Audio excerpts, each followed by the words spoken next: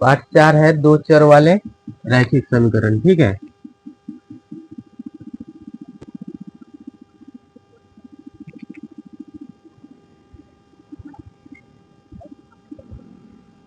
ध्यान दो। सबसे पहले हम लोग देखते हैं क्या रैखिक समीकरण किसको कहेंगे। ठीक है, तो देखो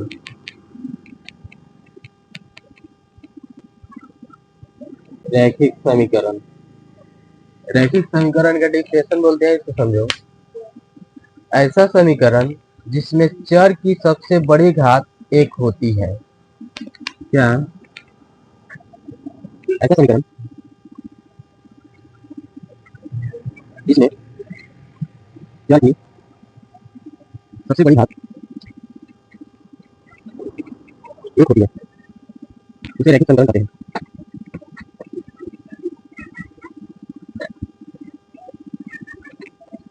अब देखो ध्यान दो, इसमें हम लोग समझते हैं क्या है रैखिक समीकरण। तो रैखिक समीकरण के लिए पहले हम यहाँ पे एक एग्जाम्पल लेते हैं। ठीक है, जैसे 2x प्लस 3y प्लस 9 बराबर 0।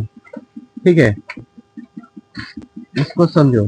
इसको सबसे पहले ये जो x है, ठीक है, और ये जो y है, x और y क्या है, तो x और y जो है ये चर पद है। कैसा पद है जी, ये दोनों चर पद है। ठीक है,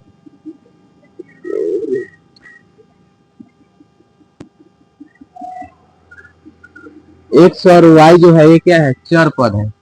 ठीक है, और ये जो क्या है, 2 3 और 9 ये अचर पद है। क्या है जी, अचर पद है।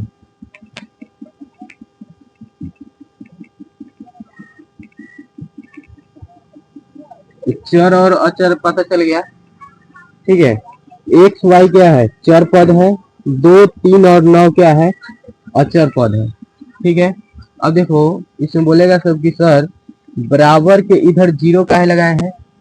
तो कोई भी ऐसा पद जिसके बराबर में कुछ ना होगा, ठीक है, तो वह समीकरण नहीं कहलाएगा। जैसे यहाँ पे 2x प्लस 3y प्लस 9 बराबर 0 है, तो ये एक समीकरण है। ठीक है, लेकिन अगर सिर्फ होता क्या 2x प्लस 3y प्लस 9, तो यह एक समीकरण नहीं है, यह एक पद है। समझ आया। समीकरण कंडीशन फुलफिल कब होगा, जब बराबर में भी कुछ ना कुछ होगा। समझ आया। हाँ, बराबर में एक होगा तभी वो क्या है, समीकरण है। समझ आया। जैसे मान लेते हैं कि देखो 2x प्लस 3y और प्लस 9 है। ठीक है, और बराबर में क्या है जी, बराबर में इधर मान लेते हैं कि 4 है, तो ये भी एक समीकरण है। समझ में आया जी, ये भी एक समीकरण है, कोई दिक्कत। लेकिन बराबर में कुछ नहीं है, बराबर का चिन्ह है ये नहीं है, तो समीकरण है, वो समीकरण नहीं है। इतना बात समझ में आ गया होगा। एक बार परिभाषा को हम लोग क्या देते हैं, ध्यान देते हैं, रैखिक समीकरण किसको बोलेंगे। ठीक है, तो देखो ऐसा समीकरण जिसमें चर की सबसे बड़ी घात एक हो। तो देखो चर यही ना है जी, एक्स और वाई यही ना चर है। तो देखो एक्स पर कोई घात है जी, एक्स पे कोई घात नहीं है। जैसे यहाँ पे 2x लिखा हुआ है, एक्स पर कोई घात नहीं है, इसका मतलब एक्स पर एक घात है। समझ में आया। रैखिक समीकरण में चर पर घात कितना होता है, एक होता है। कोई दिक्कत। अच्छा, अब हम लोग पढ़ रहे हैं दो चर वाले रैखिक समीकरण। क्या पढ़ रहे हैं, दो चर वाले रैखिक समीकरण, है कि नहीं। तो समीकरण में दो चर होना चाहिए, तो दो चर वाले रैखिक समीकरण कहलाएगा। दो चर वाले रैखिक समीकरण कब कहलाएगा, जब समीकरण में दो गो चर होगा। जैसे देखो ये समीकरण हम लिखे 2x प्लस 3y प्लस 9 बराबर 0। ठीक है, देखे ना जी, तो एगो हाई हो गया चार पद, एगो हाई हो गया चार पद, है कि नहीं। तो इसमें कई गो चार पद है, दो गो। तो जिस समीकरण में दो गो चर पद होगा वो दो चर वाले रैखिक समीकरण कहलाएगा। कोई दिक्कत, सबको समझ में इतना बात।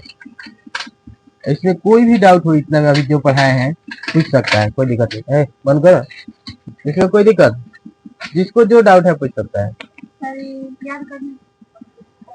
याद क्या करना है इसको? हाँ, इसको याद करने से ये फायदा है कि पता रहेगा क्या कि रैखिक समीकरण किसे कहेंगे।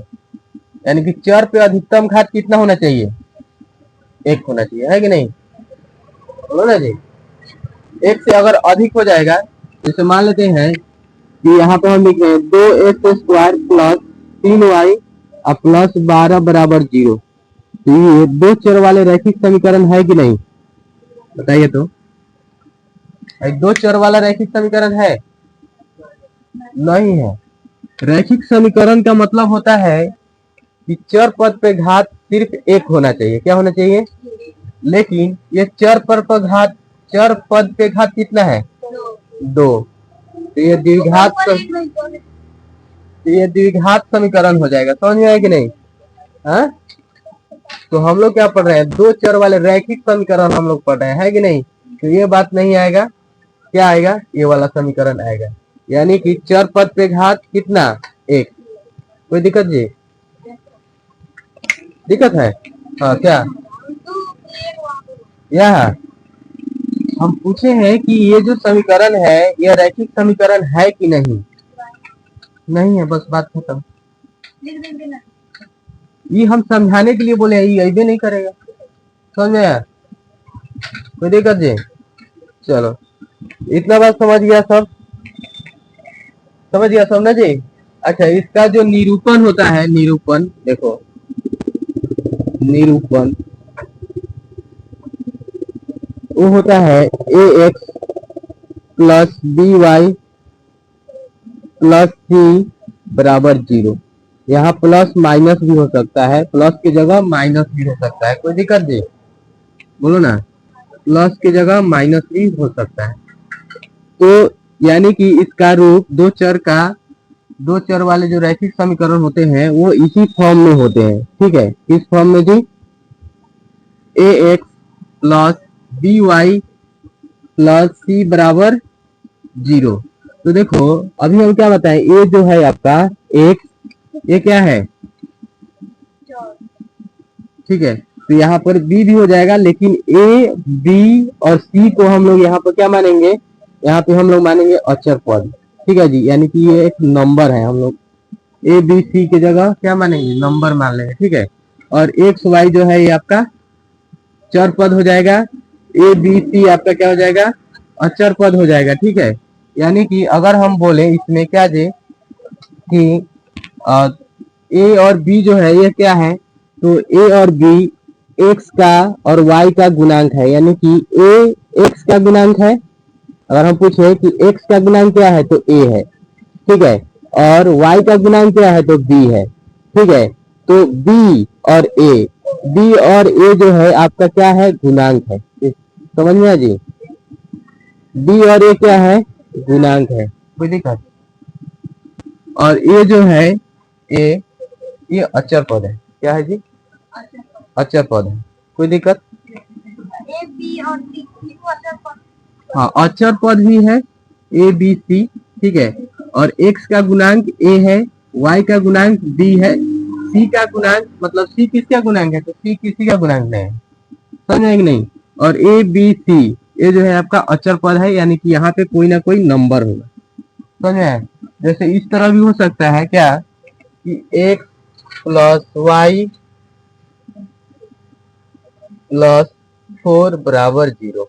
ठीक है, अब बोलिए यार कि सर आप बोले हैं कि इसका जो निरूपण है यानी ये किस रूप में होता है? तो A X plus B Y plus C बराबर 0 के रूप में होता है। यहाँ प्लस की जगह माइनस भी हो सकता है कि नहीं? तो देखिए, आप बोलिए कि यहाँ पर कोई नंबर नहीं दिख रहा है कि नहीं जी? मतलब इस तरह से भी तो मिल सकता है समीकरण। तो देखिए, एक्स, अब बोलिए कि सर एक्स का गुणांक अब क्या है बताइए तो एक है। क्या है? एक्स का गुणांक एक है। यहाँ एक से आप एक्स में गुना करिएगा तो एक से प्राप्त होगा, है कि नहीं? बोलो ना जी। और एक में वाई से भी गुना करिएगा तो क्या प्राप्त होगा? वाई ही प्राप्त होगा, है कि नहीं? तो यहाँ पर एक्स का गुणांक कौन है? एक है। वाई का गुणांक कौन है? एक है। कोई दिक्कत? समझे इतना बात? चलो, तो इतना नोट कर लो, तो फिर हम लोग आगे देखते हैं। देखते हैं रैखिक समीकरण के हल। क्या जी? रैखिक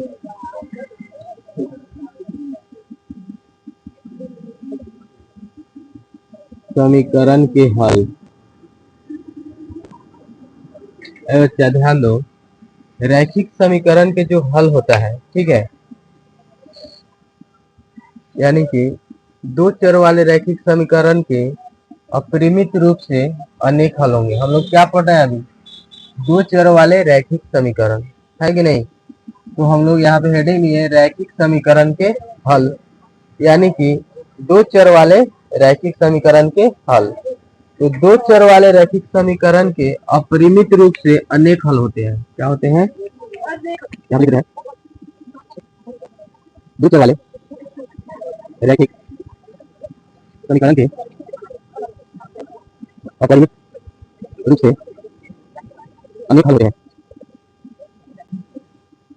अच्छा ध्यान दो, इसमें हम लोग एक एग्जाम्पल लेते हैं और उसको हम लोग हल करते हैं। जैसे एग्जाम्पल के लिए हम लेते हैं x प्लस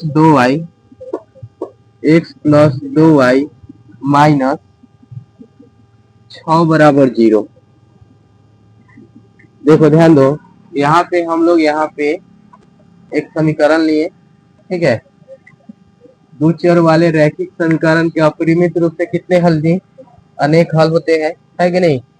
और उसके लिए हम लोग क्या लिए? एक तो यहाँ पे समीकरण ले लिए, कोई दिक्कत? अब देखो यहाँ पे एक टेबल हम बना लेते हैं, ठीक है,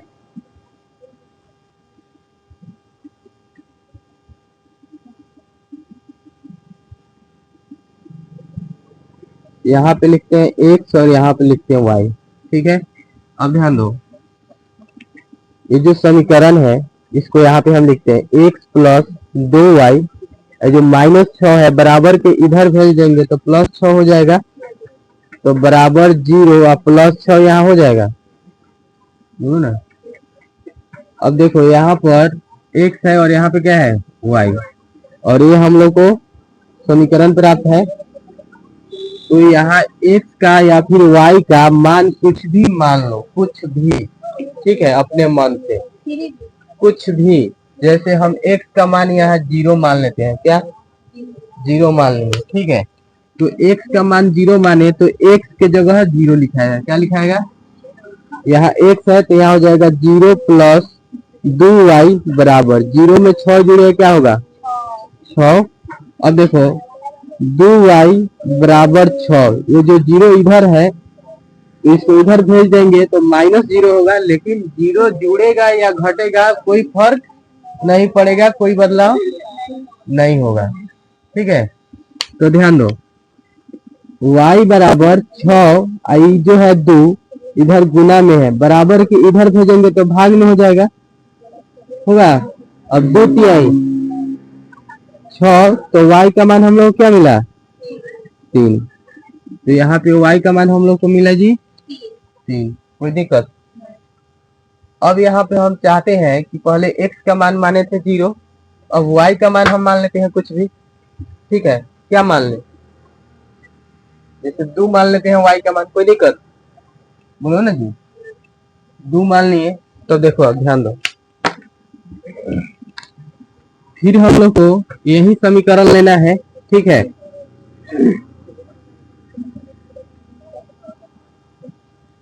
देखो क्या है, x प्लस 2y बराबर में 0 में 6 जुड़िएगा तो 6 ना होगा, तो x प्लस 2y बराबर 6 ले लिए, कोई दिक्कत?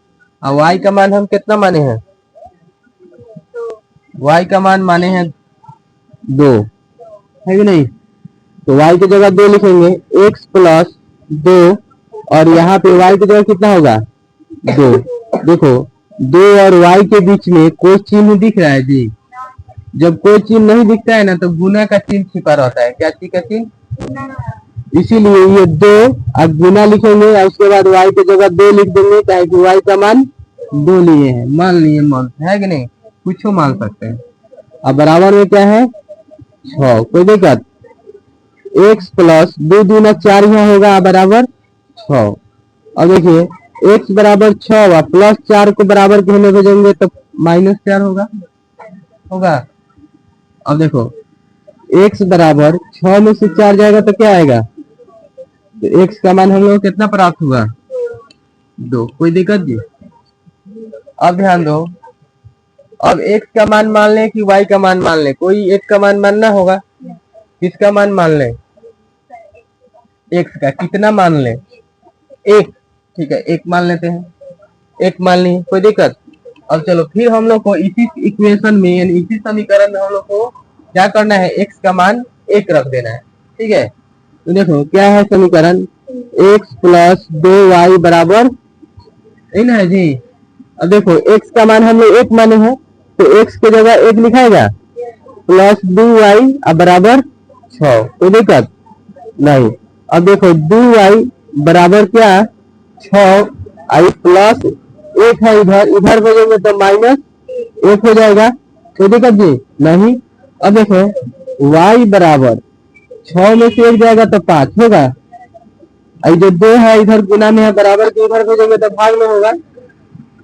तो अब 5 में 2 से भाग कर दीजिए, 2 दूना 4 होगा जी। यहाँ से क्या आ गया? 1, तो यहाँ पे दशमलव देंगे तो यहाँ 0 आएगा। 2 पचे 10, कट गया, क्या आया हम लोग को? 2.5। तो देखिए यहाँ पे हम लोग को दशमलव में प्राप्त हो गया है कि नहीं? क्या है कि आप लोग बोले हैं 1 लेने के लिए, आप लोग के मन से हम ले लिए, है कि नहीं? दूसरा बात कि थोड़ा सा दिमाग लगाना है और देख के वही मान पुट करना है, यानी वही मानना है कि कैलकुलेशन करने पर, यानी कि आप x का मान मान रहे हैं तो y का मान आपको प्राप्त होगा, तो वह दशमलव में नहीं प्राप्त होकर एक पूर्ण नंबर आपको प्राप्त हो जाए। कोई दिक्कत? समझे ना जी? इस तरह से यह प्रक्रिया होते जाएगा, अनेक हल होगा। आप मान लीजिए जैसे हम लोग कुछ ही मान मान रहे हैं अभी तक, है कि नहीं? अगर आप जिंदगी भर बैठ के ये काम करते रहिएगा तो खत्म होगा जी? नहीं ना होगा।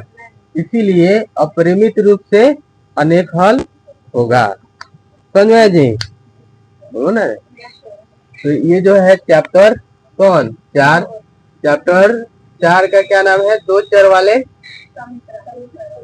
रैखिक समीकरण, है कि नहीं?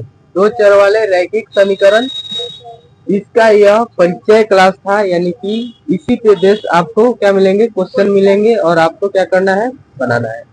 अगर आपको बोल दे जैसे यहाँ x का मान 0 और y का मान 3, है कि नहीं? अगर आपको बोल दे कि यह 0 और 3 को आप क्या करिए? कार्तीय तल पर निरूपित करिए, तो कर दीजिएगा कि नहीं? कार्तीय तल कहने का मतलब है कि ये कार्तीय तल है कि नहीं जी? ये हो गया y अक्ष और ये क्या हो गया? y डैश, और ये क्या हो गया? x अक्ष, और ये हो गया x डैश, है कि नहीं? अब बोलेगा कि ये जो बिंदु दिया हुआ है 0, 3, इसे आप कार्तीय तल पे निरूपित करिए, नहीं कर दीजिएगा? आएगा ना सबको जी? ये सब बात आएगा, आराम से कर दीजिएगा, कोई दिक्कत? नोट करिए।